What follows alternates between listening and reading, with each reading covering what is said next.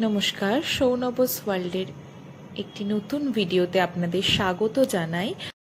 আজকে বলবো সৌমেন নবমিতা থেকে আমরা কিভাবে সৌনব হয়ে উঠলাম। তার জন্য প্রথমেই বলে রাখি, যদি আমার চ্যানেলে কেউ নতুন হয়ে থাকেন তাহলে চ্যানেলটি সাবস্ক্রাইব করে নেবেন। আমার ভিডিও আপনাদের কেমন লাগে সেটা জানানোর জন্য আপনারা কমেন্ট সেকশনে কমেন্ট করেও আমাকে জানাতে পারেন। চলে আসছে আজকের টপিকে। এটা হচ্ছে আমার বিয়ের নিমন্ত্রণ পত্র। এটা বরপক্ষকে দেওয়া হবে বলে আমার বাড়ি থেকে, তার জন্য এটা রেডি করা হচ্ছে। এর মধ্যে পান, সুপারি, কিছু লজেন্স আর রোবট, একটা খেলনা দেওয়া হয়েছে। Please rotate your phone. সকাল সকাল স্নান সেরে আমরা সবাই ট্রেনে উঠে পড়েছি, কারণ আমরা চেয়েছিলাম যে আমাদের বিয়ের প্রথম নিমন্ত্রণ পত্রটা আমরা তারাপীঠের তারা মাকে দিয়েই নিমন্ত্রণ করেই শুরু করব। তাই জন্য আমরা সবাই তারাপীঠের উদ্দেশ্যে রওনা হয়ে পড়েছি। এই যে আমরা সবাই এখানে আছি, আমার শ্বশুরবাড়ির সবাই, আমার মা, আমি।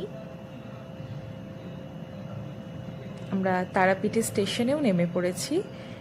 নেমে পড়ে আমরা যে হোটেলটা নেওয়া হয়েছিল সেই হোটেলের দিকে রওনা হচ্ছি। আমরা ঠিক করেছিলাম আজকে রাতেই, যেহেতু আজকে 1 জানুয়ারি 2026, তাই ঠিক করেছিলাম আজকের দিনেই আমরা মাকে নিমন্ত্রণ করব।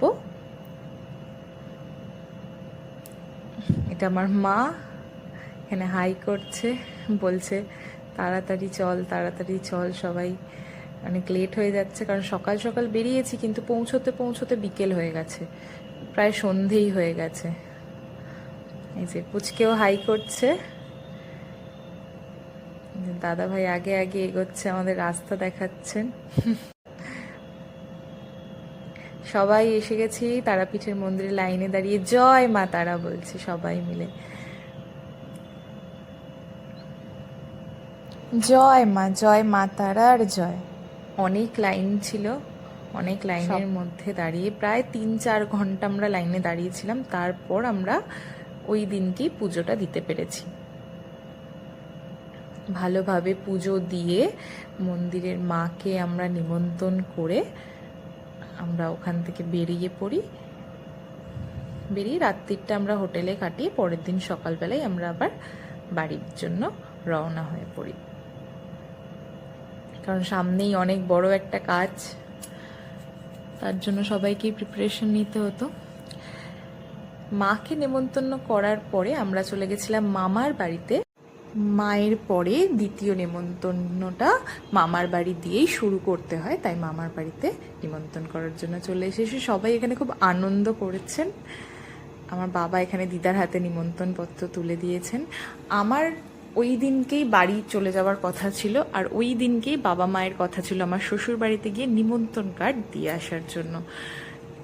কিন্তু আমার শ্বশুরমশাই তাতে রাজি হননি, বলেন আমার তো মেয়ে, তাই জন্য আমাকে উনি আনতে চলে এসছেন স্কুটি করে। আমার বাবা মা আসছেন বাইকে করে, ওনারা আসছেন, কিন্তু উনি আমাকে স্কুটিতে আনতে চলে এসছেন যে তুমি এসো, আমি তোমাকে নিয়ে যাচ্ছি বলে উনি আমাকে নিয়ে গেলেন ওনাদের বাড়িতে।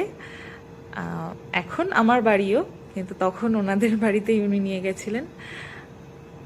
বাবা মাও চলে এসছেন, এই যে নিমন্ত্রণের কার্ড তুলে দিচ্ছেন ওনাদের হাতে। আমার বাবা যখন ওনাদের বলছেন যে হ্যাঁ সবাই আসবেন, তখন সবাই হেসে ফেলেছে যে বিয়েতে তো আমাদের আসতেই হবে, আমরা ছাড়া বিয়েই হবে না। এখানে একটা কথা বলে রাখি, আমার হাজবেন্ড তখন দিল্লিতে ছিল, কাজের সূত্রে যেহেতু বাইরে থাকে, তো তখনও সেখানেই ছিল। নিমন্ত্রণের 1 উইক পরেই ছিল আমাদের প্রি ওয়েডিং শ্যুট। দিল্লি থেকেও এসে সকালবেলায় বেরিয়ে পড়েছে। আমরা গেছিলাম দামোদর রিভার রিট্রিট, গড়চুম্বক।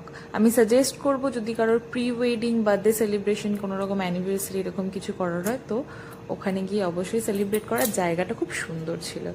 এরপর আমরা বিয়ের কেনাকাটি করতে চলে গেছিলাম। এখানে আমার রিসেপশনের জন্য শাড়ি সিলেক্ট করার অনেক অপশন ছিল, আমি তো কনফিউজ হয়ে যাচ্ছিলাম কি কিনবো, কারণ আমি তো কোনোদিন শাড়ি কিনিনি। আমি খুব কনফিউশনে ছিলাম, সবাই মিলেই শাড়ি চয়েস করছে, কিন্তু আমি ঠিক চয়েস আর করে উঠতে পারছি না। সকাল থেকে বিকাল অবধি শাড়ি চয়েস করতেই কেটে গেছে।